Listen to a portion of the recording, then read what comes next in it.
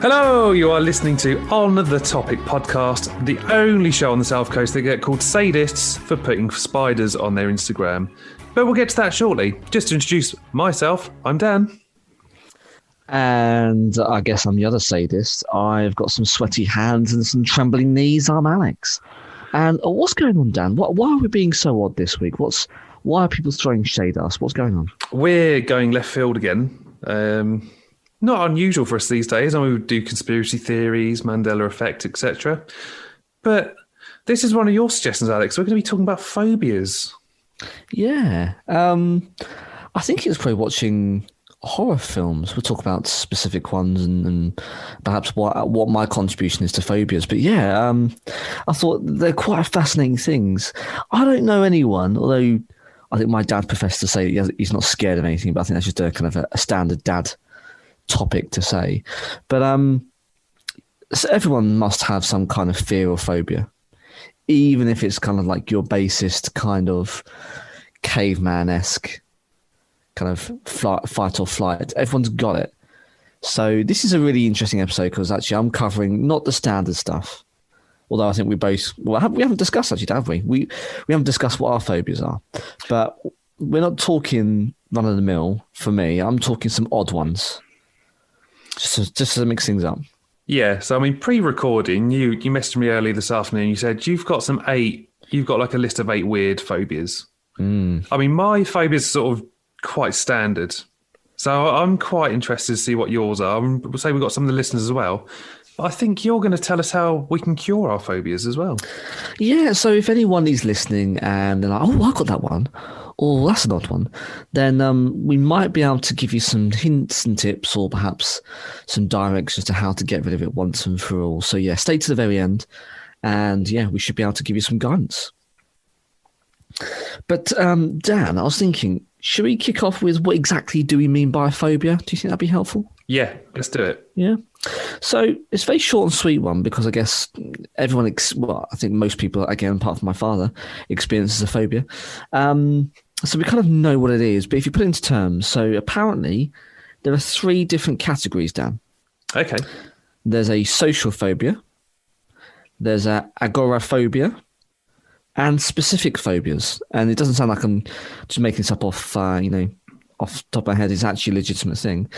When people talk about a phobia of a specific object, such as snakes, spiders, or needles, they are, of course, referring to a specific phobia. So if that's the one we most commonly come across, we've had an experience or something's happened to us or we've had a negative kind of reaction to something.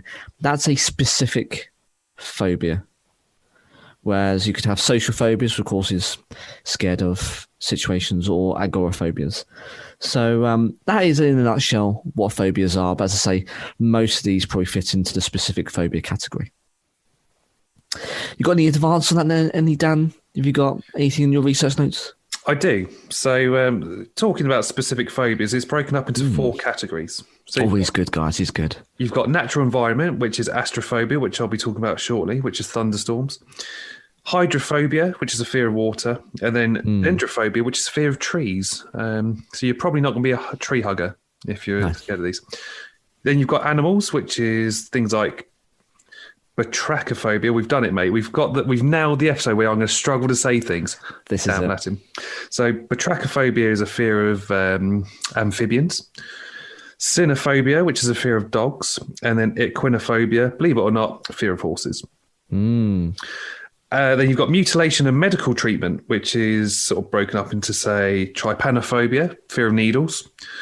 Dentophobia, which I hate the dentist. Scares the living daylights out of me. But who actually likes dentists, though, Dan? Who goes to dentist and goes, yeah, I've got my pot day. Really looking forward to that. Who actually, if there's anyone listening who actually doesn't mind a trip to a dentist, apart from being off your rocker, but you listen to us, so that's kind of explaining itself. Let us know. Why do you like the dentist? Because, yeah, I don't know anyone in their right mind who would. Yeah, it's a strange one, isn't it? And then lastly, something like hemophobia, which is a fear of seeing blood. Yes, it happens. I know a hemophobic person. And then lastly, you got situations, which is claustrophobia, which is small spaces. Aerophobia, which is flying on a plane. And then glass No, glossophobia, which is a fear of talking in front of people. Oh, that one's probably quite a common one, but I guess that's more what in presentations or if you've got to talk at an event, perhaps. When I was younger, I used to hate it. I remember the last... Speaking in front of people? Yeah, like doing presentations. The last time I did a presentation, would have been at college, just finishing off my HND. And I used to hate it. Sort of standing in front of people, talking to people about things things I love, really. That's what you do presentations about, really, isn't it? Yeah. But no, used to get really quite really nervous. I used to sort of put the fear of God into my heart, but I sort of got over it, I guess, as I got older. That's kind of, I guess, stage fright from what you're kind of referring to, Dan, I guess. Yeah. I mean, I was never a fan of it. I never really wanted to put my hands up in school and college. I was always happy for other people to and be quietly confident, I'd get the answer first time round.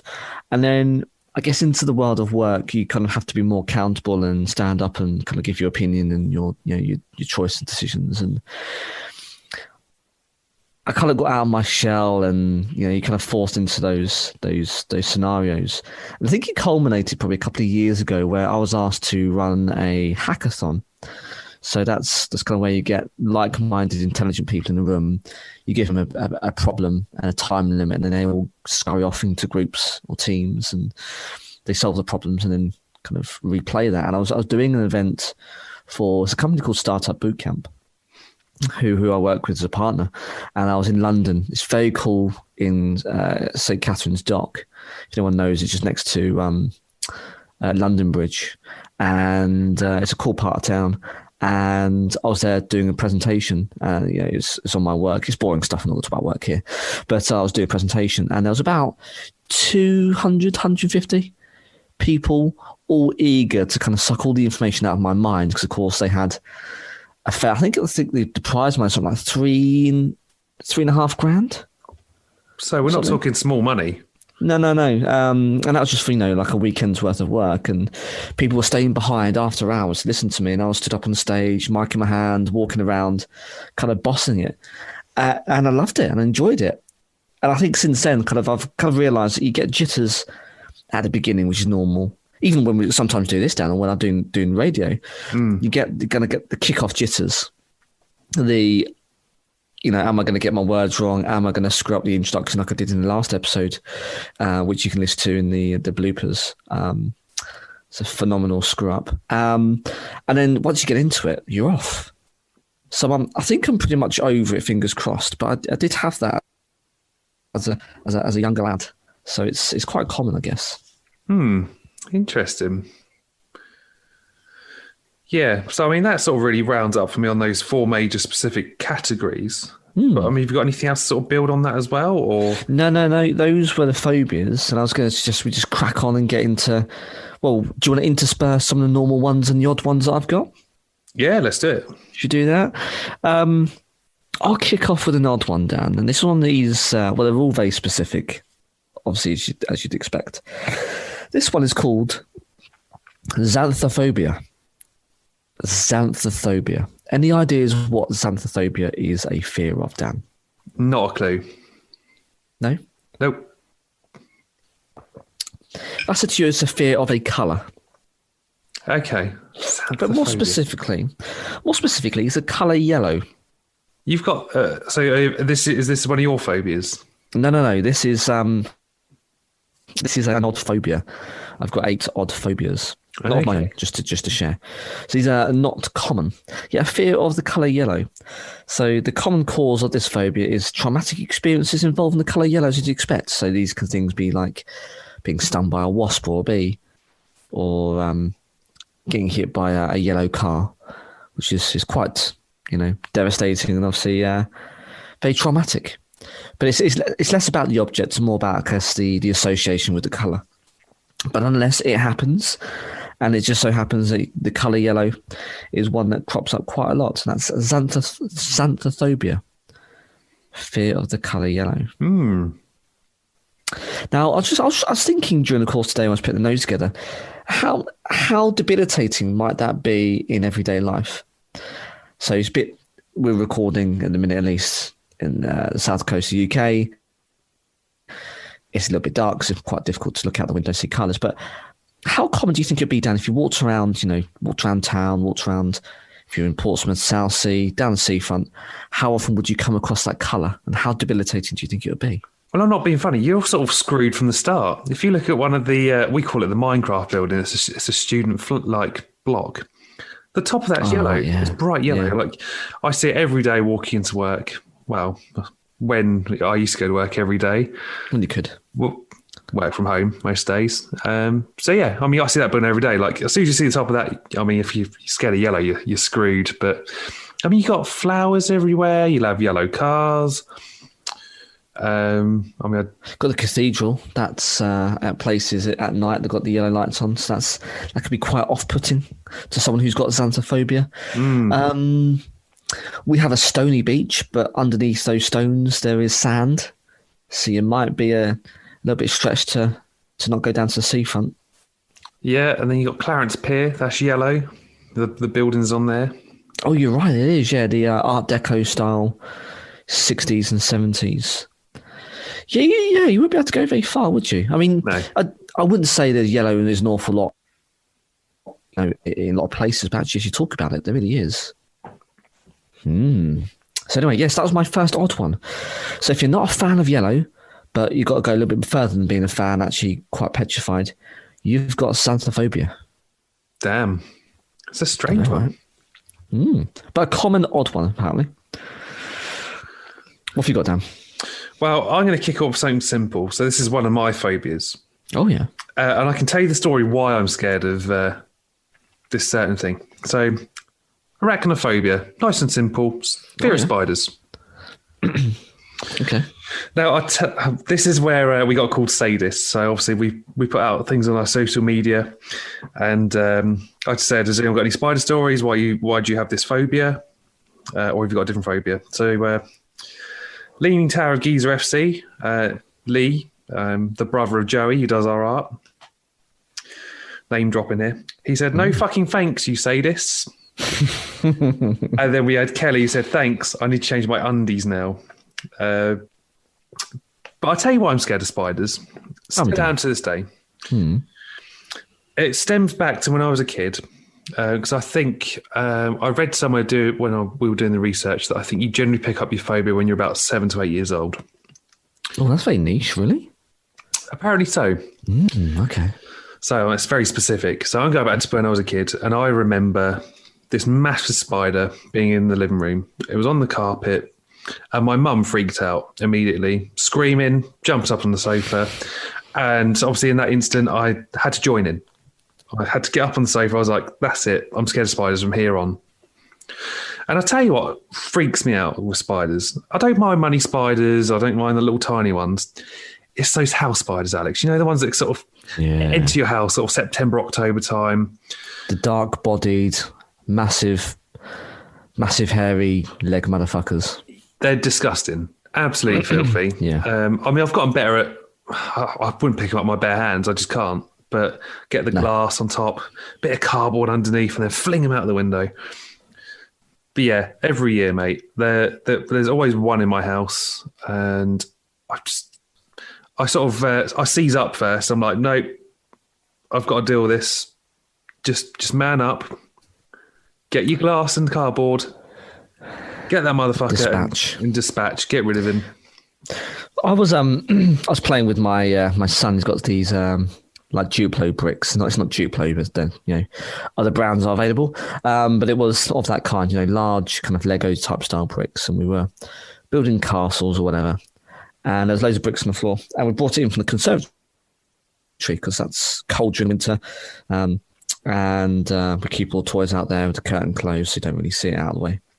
You know what I'm talking about, guys, if you've got kids. Anyway, so we bring it in and he empties all the bricks out on the floor, obviously, as kids like to do, make a mess. I'm not really paying attention. I'm half awake at this stage, it's early in the morning.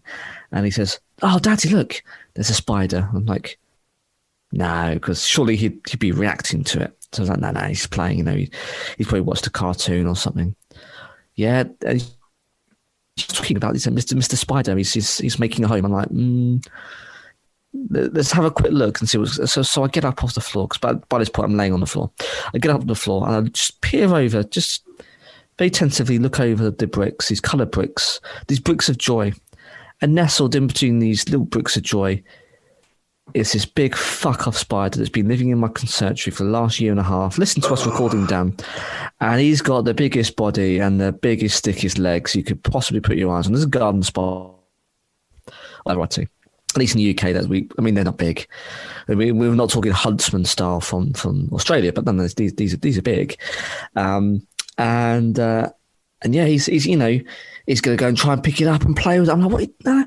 I don't want to make you feel scared because, as you say, Dan, if you pick up on something that's dangerous or scary, like your mother did when you were young, you start to get that phobia. So I chilled out. I was like, oh yeah, Mr. Spider, I'll go and get rid of him.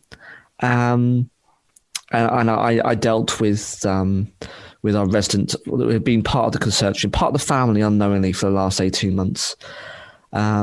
But my son was perfectly kind of chilled out by it. And that's why it's interesting to kind of delve into phobias, because sometimes they are kind of intrinsic, something caveman, we are taught to be scared of certain things because, back in the day, they say that, anything that's bright colours indicates danger. We knew that when we were foraging, or we knew that snakes were bad and all that kind of stuff. And, much same as spiders, you get bitten by certain spiders in the world and you're dead, you're brown bread. But he didn't have that, which I thought was interesting. He's on cartoons and they're scared, but no, he's chilled out by it. And I was the one who had to dig deep and be his his solid rock. So it's not easy to do. And I'm not a massive fan of the little fuckers, but you've got a safe face when you've got a 2-year-old playing with his bricks and there's one just nestled in between them. Oh, mate. I don't It wasn't fun times. Good job. Fun times. I bet this guy had tattoos and boots and everything, right? I think he was chomping a cigar last I looked. Oh, Jesus. Yeah, really not enjoyable. But yeah, I'm not a massive fan. I won't pick him up on my hands, but I will dispatch and hopefully the usual humane way. Yeah. Oh, man. Yeah, just thinking about that, it's like creeping me out a little bit. It's not good. Oh. So yeah, nice, easy one to start off with. And little bit of education there. Your phobias generally start when you're a kid. Well, let me hit you up down with 2. Let's do it. These 2 very odd but quite common apparently phobias. One is turophobia. Turophobia. Yeah. So we're not talking. Any idea what that might be? I'm guessing it's not the nice cinnamony, cakey. Churros. Yeah, those delights. I guess it's not a fear of those. It's not. No, it's a fear of cheese, Dan. A fear of cheese. Oh, mate. I mean, I love cheese. I don't understand people that don't like it. Give me a cheese board at the end of a dinner, and I will gorge myself silly with a bit of red onion chutney. I'm all over that. Yeah, but apparently some people are fearful of cheese. Not that they dislike it; they're actually fearful. So what is it about these big yellow? Well, I mean, we're going back to the colour yellow, aren't we? I mean, I guess not all cheeses are yellow, but I look at blue cheese. I guess it's, I don't know. I mean, cheese is a byproduct of what? Dairy. So some people might not like the idea. You know, is it the curd? The curd goes off. That's kind of the deal, isn't it? With pretty much cheese. And then sometimes it's fermented and it's mouldy and you've got maggots in it, which apparently is a delicacy in certain countries. So I can understand to some extent, but yeah, fear, not too sure about that. That's turophobia. So my next one is astrophobia, fear of thunderstorms. Oh yeah. You actually have this one though, Dan, or did you? I did have it. No, I'll explain. So growing up as a kid, from a very young age, I don't know what it was. It used to scare the living shit out of me to the point where I'd have to wake up my dad and he would sort of he would just put me in his bed with him and my mum. So, yeah, I mean, for years I hated it. Even my dad sort of tried to comfort me as a child. He'd say, it's Mr. Magic Lights, It's just a bit of flashy lightning and God's moving the furniture upstairs. Okay. Didn't make any difference to me. I hated it. I hated storms. I still remember. I'm not sure if I'd be quite.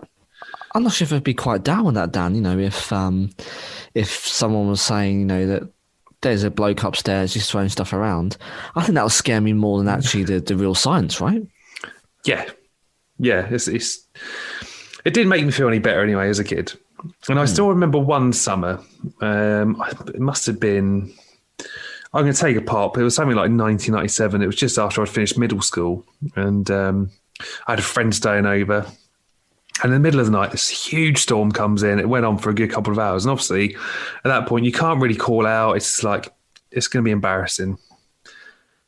Your best mate doesn't need to know that you're scared of thunderstorms. So I sort of just sat through it. And it went on for hours. So I was knackered the next day.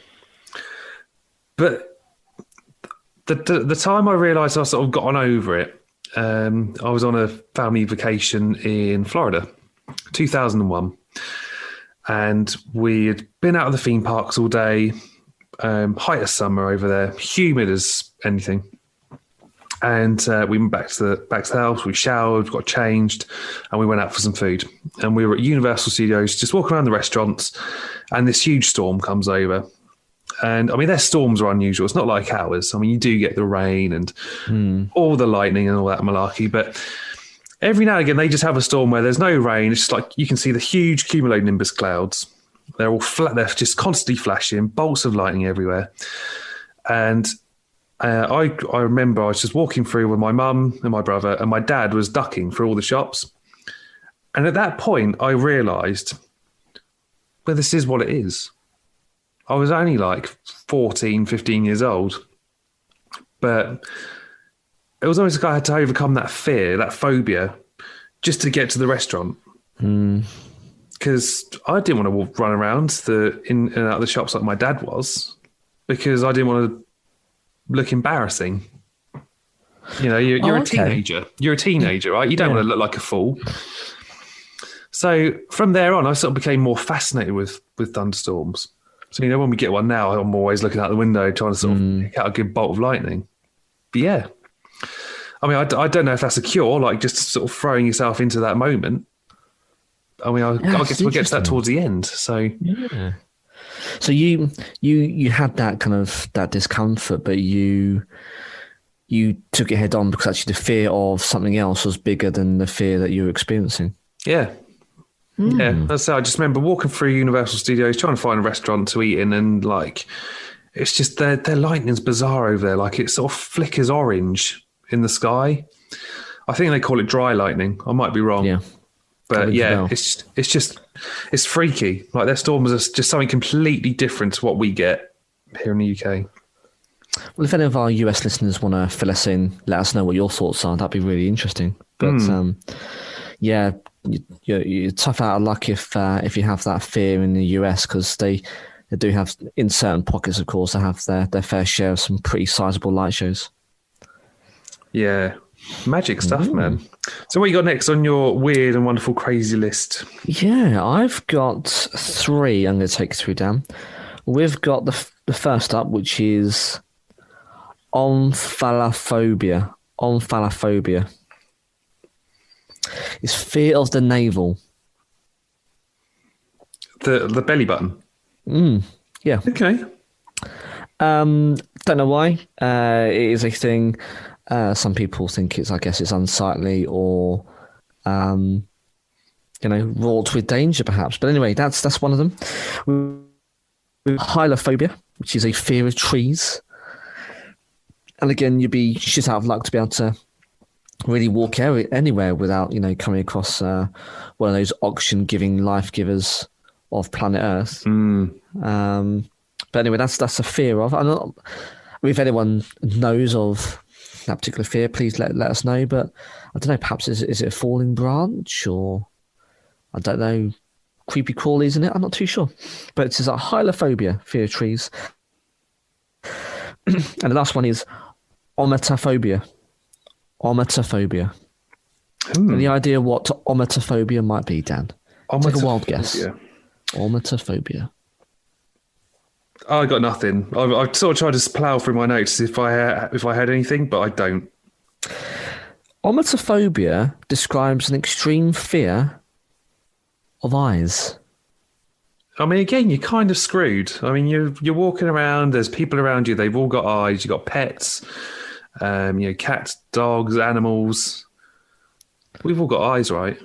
Well, in the main, you'd like to think so. I mean, like other phobias, this type of fear can be strong enough to interfere with daily routine social activities, which isn't very good. And of course, I guess if you've got it bad, can be quite debilitating.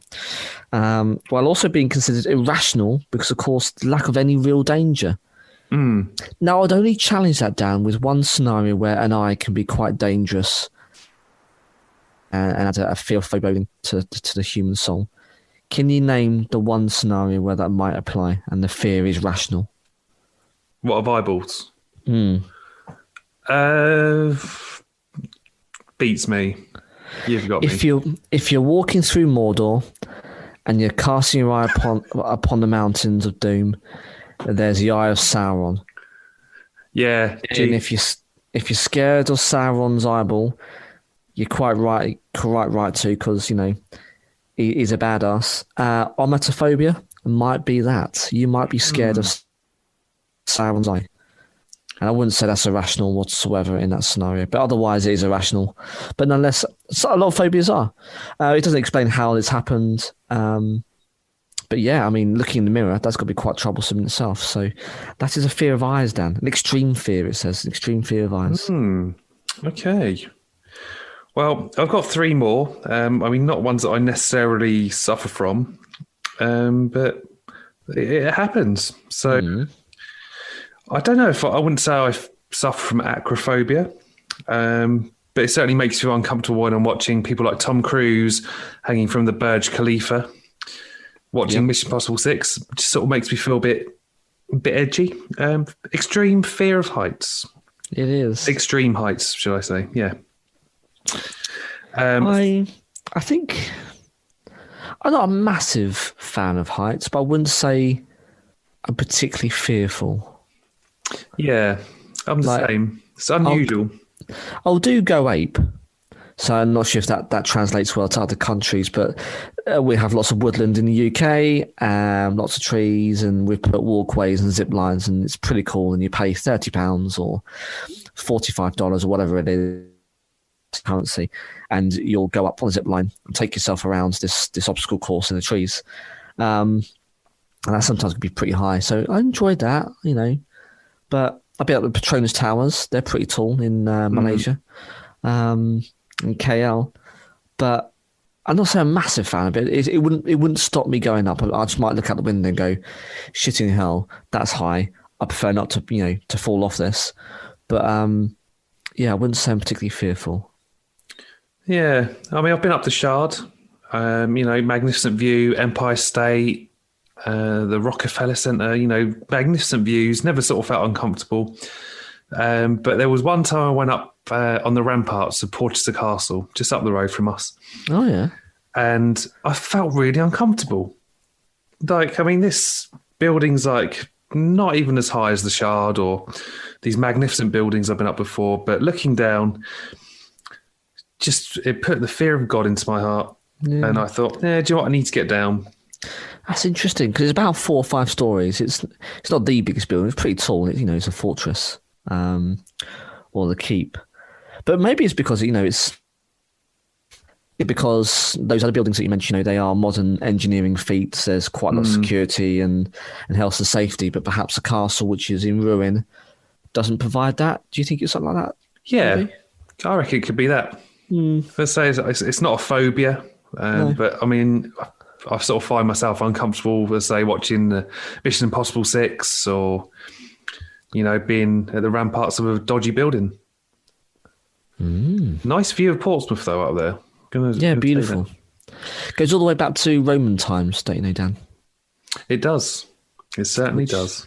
It's got a beautiful little church slapped in the middle. So if anyone wants to Google that, it's Portsmouth Castle, south coast of the UK. It's a lovely... Went there on Boxing Day. I did a Boxing Day walk, socially distanced, of course. Sun was shining, bit nippy, and took the family there for a bit of a Boxing Day morning stroll around the castle. Lovely part of the world. Yeah, World Heritage Site, if I recall. I think so. Lastly, no, I've got two. Sorry, I'll tell a lie. So the penultimate one for me is Thalassophobia. Get in the sea? Maybe not. Or not, as case may be. Now, actually, this, Dan, is my phobia, but I'll let you explain it first and I'll chip in at the end. Yes, I mean, it literally is what it is. It's a fear of the sea. I was talking to my other half. I mean, again, it's not one of my phobias, but deep water makes me feel uncomfortable. I don't like to be in the middle of the sea, like in an area that I'm sort of comfortable in. It's unnerving, but I mean, I presume if you've got this phobia, Alex, it must have stemmed from an incident, or is it just... Nope. Pre-horror movies, so watching Jaws or The Meg or Underwater. It's irrational, 100% irrational, because the only times you're really going to be in the sea is on holiday, and it's pretty much, unless it's going to be in Australia, which everything can kill you, you're going to be pretty safe. But no, it's just, and I post some images on social media, and it's the usual like split camera view. You probably know what I'm talking about, Dan, because you've probably seen this, where the camera lens is half above the water and half below. Yeah, is usually to illustrate the fact someone's dangling their feet or they're swimming, and you can see them bobbing up on the surface, but underneath, pitch black, can't see a thing. Or maybe there's, just to screw with you, there's a silhouette of a shark or something underneath coming towards them. And it fucks me up. I hate it. And if anyone's been fortunate to go to Australia, we talk all about Australia. Shout out to Aussie listeners. And you go to the Great Barrier Reef, which I think they're cutting back on because of the damage to the coral reefs. But if you ever do manage to go there, they sail you out and then they literally drop you off in the middle of nowhere. No, it's not in the middle of nowhere. It's on the the edge of the reef, and you can then swim into it and observe. But they drop you off. There's nothing really for you to. There may be a guide rope, but that's it. You're on your own. Now I couldn't do that. I would be one of those people stay on the boat going, no, you're all right. I'll look at the glass floor and stay on the right side of the water, which is above it. It's irrational. I haven't been attacked by anything. I haven't stepped on anything. Plenty of times something swum past and brushed your leg, but you deal with it. You shit yourself. You may have a wee in the water accidentally, but otherwise, nothing so far, touch words, has happened to me. But it's not for me, Dan. It's really not for me. So when I say get in the sea, it has actual dual meaning for me, because it's not a place that you'll probably find me willingly. Wow. Mind blown. If you watch Deep Blue Sea, which is probably a D movie horror at best, but nonetheless, you'll know what I'm getting at. Do not get in the sea, because that's where some very intelligent, hyper reactive great white sharks could eat you. And why would you put yourself in that situation? Just you wouldn't. So, yeah, thalassophobia, which is a Greek term for the ocean. Blimey. All right. Last up is thanatophobia, commonly referred to as the fear of death. Oh, yeah. More specifically, it can be a fear of death or a fear of the dying process. It's natural. Don't we? Oh, sorry, Dan. Don't we all have that though, or is that just me? Are we programmed to want to live on either through procreation and passing your genes down, which has some kind of genetic memory and stuff, or just the fact that you enjoy life and you like breathing, you don't want to be the opposite? Doesn't everyone have an element of that, or is it just... Do you know what? I went through probably my late teens where I'd wake up in the middle of the night and it would play on my mind, what are you going to do if you die? But you're not going to do anything because you're thinking about something that you're not going to be thinking about when you're dead. But it's strange. Like, it'll play on my mind to be like, you want to get married, you want to have kids, you want to do this, you want to do that. What are you going to do if you die? It's irrational. It's completely irrational for me. But, I mean, if people go back and listen to the Halloween episode where I talk about going on ghost hunts and stuff, I think I sort of got over it sort of in my belief that there is something after you die. Uh-huh. And the more I kept doing ghost hunts, the less I started to worry about dying and stuff. I think it's just... Do you think we're scared of dying? You say it's because of feeling like you haven't achieved everything you wanted to. Oh, this is deep. Yeah, maybe. I know I'm getting deep here, but yeah, I think you're probably on the right lines. I mean, it's either unfinished business or not reaching your full potential or wasting your time. But I guess it could also be people questioning the afterlife. Surely there must be something. If there isn't, that's also quite petrifying and quite scary. So it's deep stuff, Dan. But perhaps it's that, or it could be all of those things rolled into one. You're right. Once you're brown bread, unfortunately, it's those left behind that are gonna feel it the most. I mean, it can go the other way around. You can also worry about your friends or family after they're gone. So yeah, it sort of goes not just about yourself, but you can worry about other people dying. Yeah. So I mean, I guess that sort of rounds it up for yourself and me. Unless you've got any other phobias you want to share. I've just got 2 more phobias, Dan. 2 more. Let's do it. So I've got Ommetaphobia.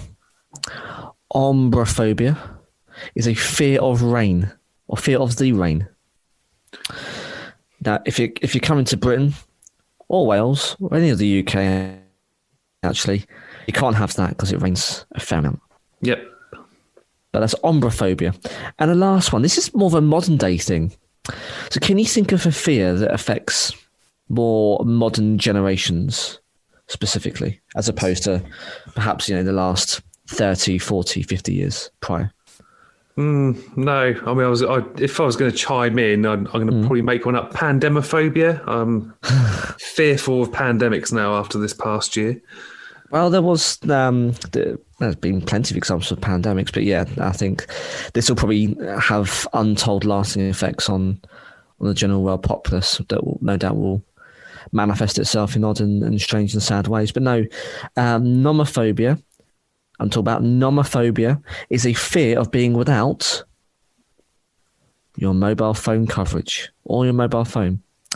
So it's a term describing a growing fear, the fear of being without your mobile device or being without mobile contact. And obviously it's a rise as... I mean, how do you feel, Dan, if you... I'm not sure, well, we don't go out these days, but when you did go out and you forgot your mobile, how would you feel? I guess I sort of felt a bit lost without it.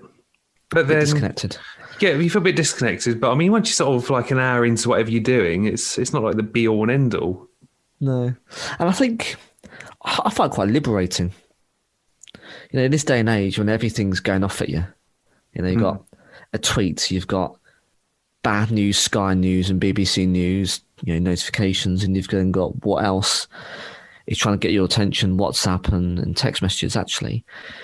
It's quite nice to walk around and live like it's 1990 and not have a mobile phone on you. So yeah.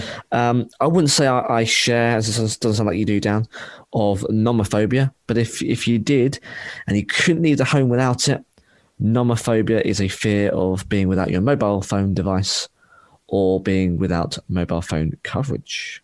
I just want those a scenario actually about mobile phones. I mean, we were of that era where we had the Nokias and all those malarkey, like where we didn't have internet. If you ever forgot your mobile phone back then, like I'm sort of talking late 90s, sort of early noughties, did you feel lost without it then? Like, is it more of a thing now where, I mean, everything's in the palm of our hand. We've got Facebook, we've got Twitter, we've got our Instagram, he said we've got the news and all that stuff, like football results, football scores. Are we lost without it more now because we've got all of that in the palm of our hand compared to a Nokia, a brick, essentially? Well, that brick was also your self-defense item, right? Because if you hit anyone with a Nokia around the head, a 3310, they'd be knocked out. So growing up in Croydon, shout out to people who are from Croydon, let yourself know in the socials. You do have to have some little street smarts around you. And the Nokia 3310 was obviously your protection. I mean, I use more mobile phones for making sure that if, you know what it was like, Dan, you know, it sounds like really old now, but if you're ever in trouble, you know, give your parents a call. You wouldn't have to worry about having coins in your pocket by going to a payphone or even trying to find a bloody payphone. So that was more of a worst case scenario kind of outfit. And apart from being a little bit annoying, I don't think really until in my late teens, but then did I worry? And then it's because, you know, I wasn't texting girls or, you know, best mates about where I was on the bus. But I think these days you're right, you know, everything's connected. And if you don't have a mobile, I mean, I work on the radio, or volunteer, should I say is the correct term, but I work on the radio, and one of the volunteers doesn't have a mobile phone. He's an older generation type guy. He's an amazing man, but he doesn't have a mobile. And what an interesting life your life would be. Oh, it'd be peaceful, Dan. But perhaps there's a lot of argument. You know, I know during this current situation that we're living in, 2020, 2021, for those listening in the future, back in the past, bit of Tenant again there. Time traveling, you know, a lot, you can be bombarded with an awful lot of messages. I know people who've come off WhatsApp, they've come off the news, they don't read the news anymore because it's all, you know, it sells papers because it's bleak, it's miserable. So I can 100% understand that, you know, perhaps the fear goes the other way and you're bombarded with so much information that actually you don't have any peace and quiet. And I think that's probably something which no one really realises. And, you know, they'll write papers on in years to come because, you know, just the impact of always being connected. So I think there is merit to say, actually, that once in a while it's quite nice to have a digital detox, for sure. So let's go on to the listeners. And then I presume you're going to tell us how we can cure our phobias. Oh, yes. Hopefully. So first up, we got Gemma. And she said, snakes, needles, barbed wire, bees, wasps, sharp pencils. Not too keen on staplers or sewing needles, but I can live. So I'm going to break this down for everyone. This is sort of broken up into 3 phobias. So we've got Ommetaphobia, which is a fear of sharp or pointed objects. Melissophobia or apophobia, which is a fear of bees and wasps.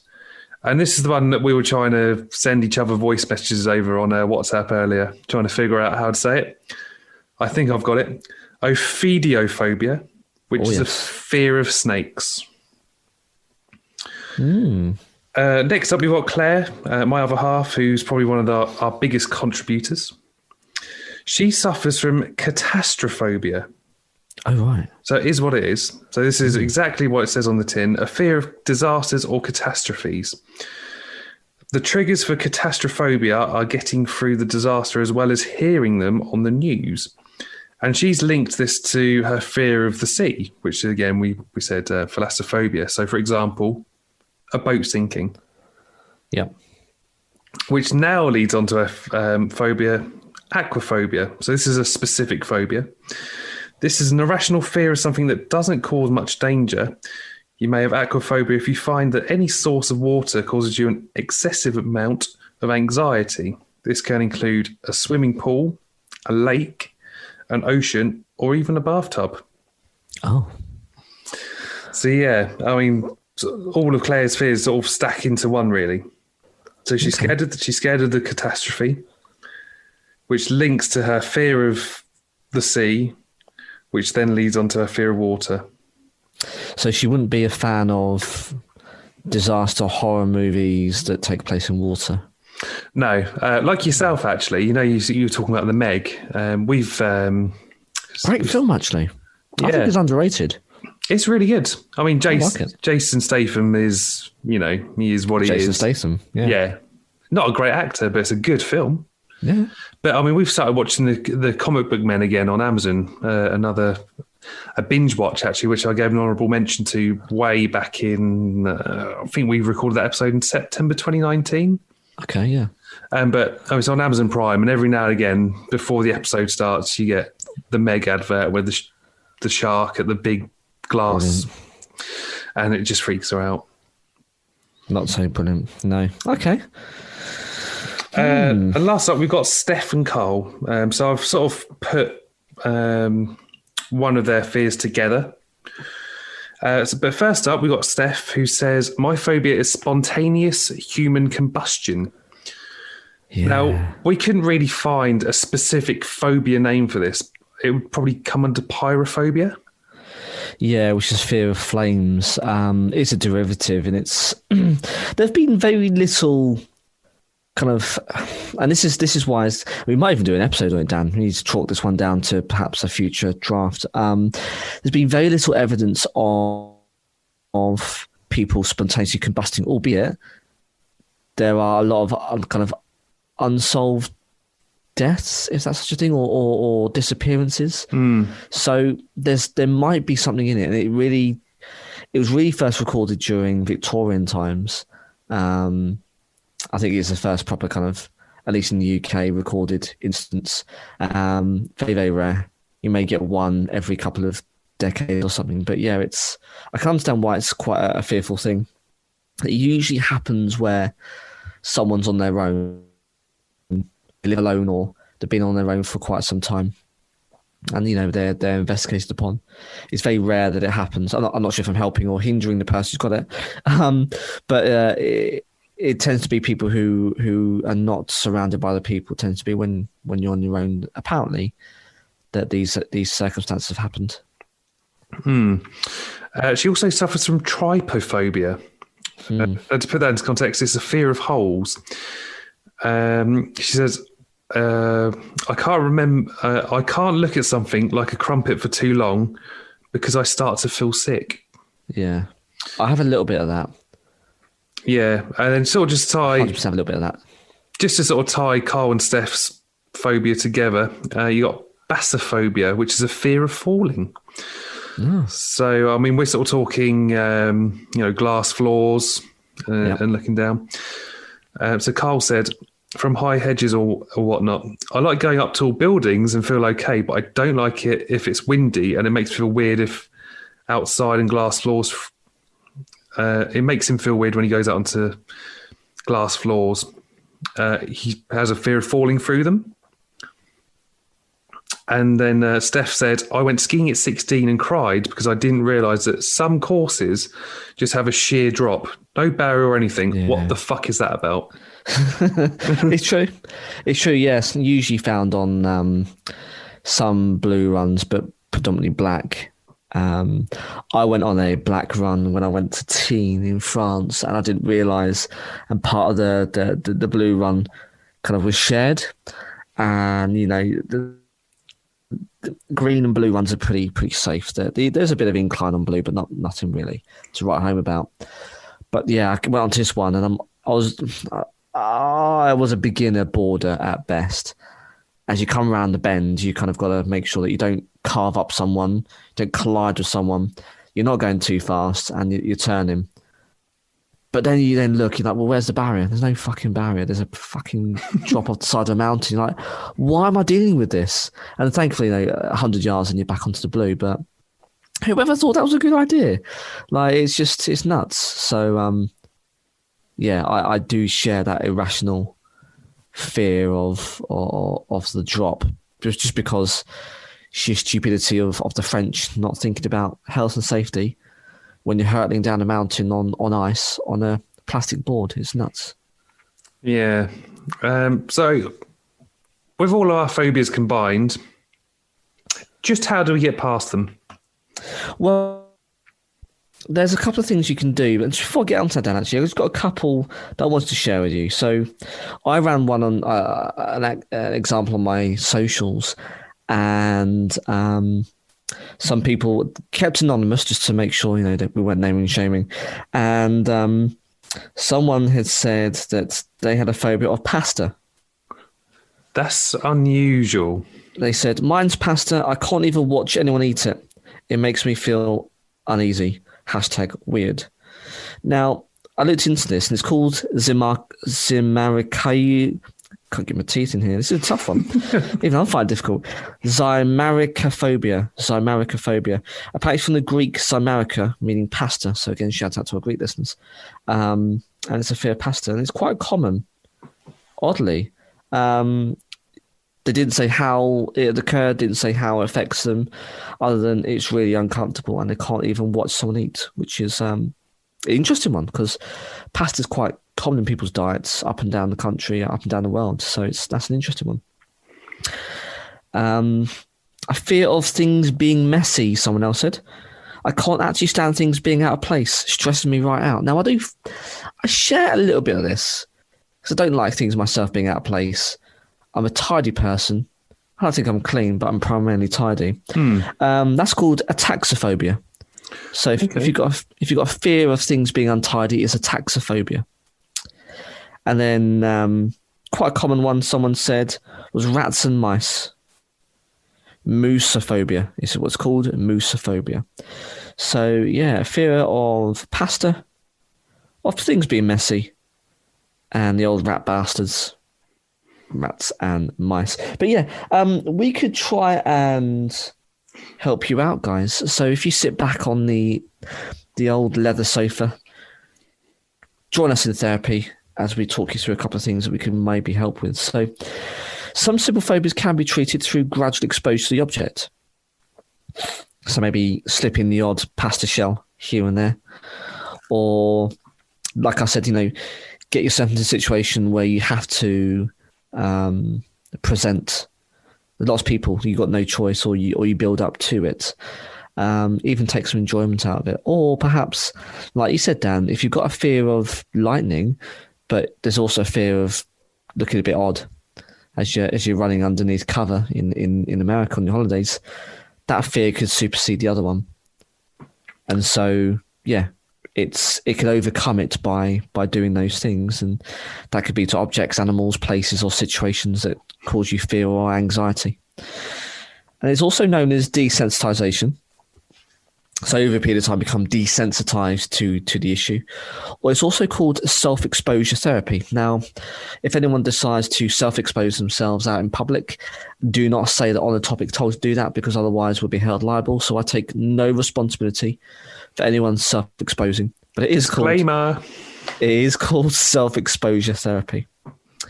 But there are other types of therapy, Dan, that you could also perhaps, and they do get more severe, I guess, as I assume the phobia is, but you could speak to someone, see some counselling. Because again, a lot of the things that people have some fears of, I mean, they're either irrational or something's happened to them. You've had an unfortunate scenario where something has occurred. So speak to someone actually is a good way of overcoming it. Them understanding where it's come from, talking you through it, adding some rational thought, and hopefully overcoming it for you. You could go through psychotherapy, which is another form. Cognitive behavioural therapy, which is, again, depending on who you speak to, is pseudoscience, and some people think it's good, some people think it's bad. But it is another way that, some self-help books kind of get you through it. Medication is not usually to actually treat the phobias, but sometimes prescribed to help people cope with the effects of the anxiety. So it's the way it makes you feel and suppressing those feelings as opposed to really the core of the issue, which, as we know, isn't really the best thing to do. It's probably addressing the issue, not the symptoms. But medicines of those could be included, which could be antidepressants, tranquilizers, or beta blockers. And again, that's quite an extreme scenario. I mean, it doesn't really resolve the core issue, which is the fear itself, just the way it makes you feel, which of course could be quite debilitating and upsetting. But counselling, talking through it, applying some science and psychotherapy, or getting a good old self-help book, cognitive behavioural, are good ways in which you can try and overcome your fear. But I don't know about you, Dan, but if it's safe to do so, probably expose yourself to them as much as you possibly can in a safe way. It's probably the way to overcome it. Just fear of heights, gradually work your way up to the towers or to the castle. Handle those snakes at the petting zoo, or going to a zoo to have a look at them. You know, it's slowly but surely introducing yourself to those things in a safe way that you become normalized. Now, you know, if you said, I'll give you a garden spider, put it in your hand, get yourself used to it, I'll say, fuck off. Yeah, no. Get your dirty hands away from me, I'll burn you or I'll cut you. But, you know, I'm not saying practice what you preach. I'm just saying that's what the people are actually paid to do to help you, I'll say. So I don't want anyone posting horrible things from a letterbox. We're all friends on the topic. Just keep those damn spiders away from me. Yeah, 100%. Totally agree. Keep those spiders away. Give me a thunderstorm now. Quite happy. Job done. Yeah. Well, that rounds up for a left field episode. It is. But we've got some exciting things coming up. We do. I've been undercover. I've done 3 interviews.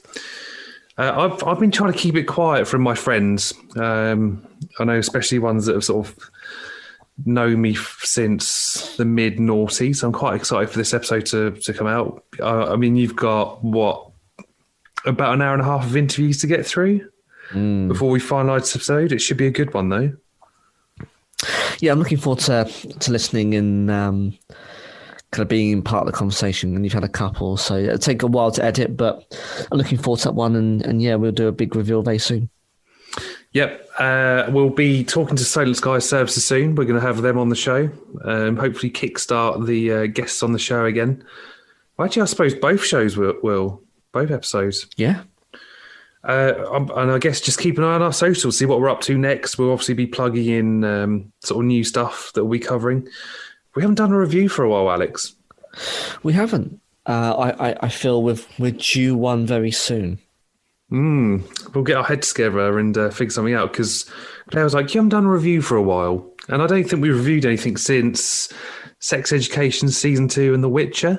Yeah, I was going to say The Witcher, yeah, season 1. But then with the old damn COVID, a lot of things been pushed back. But stuff's still being released. We may be able to squeeze something out for sure. Or maybe you just want us to watch something that's quite old and you want us to review it. Let us know. Oh, actually, Dan, I was going to say, are you a fan of early to mid 80s coming of age slight action movies? They're all right. Very niche. I'm talking about Karate Kid. Yeah, I wasn't a massive fan of it as a kid, but I mean, I get it. It's got a cult following. I know you've been watching Cobra Kai. Cobra fucking Kai, Dan. I've smashed through 3 seasons in the space of a week. It is phenomenal. And the reason why it's so good is because it's like being back in the 80s. And it's like, it's all the same cast. So they're now like, I looked them up. I think they're like mid to late 50s. And it's the same cast. And it's, you know, they've still got the rivalries. They're still living, I think it's in Los Angeles, it's set. And yeah, it's wonderful. It's like being back in time, but modern times. So I cannot recommend it enough.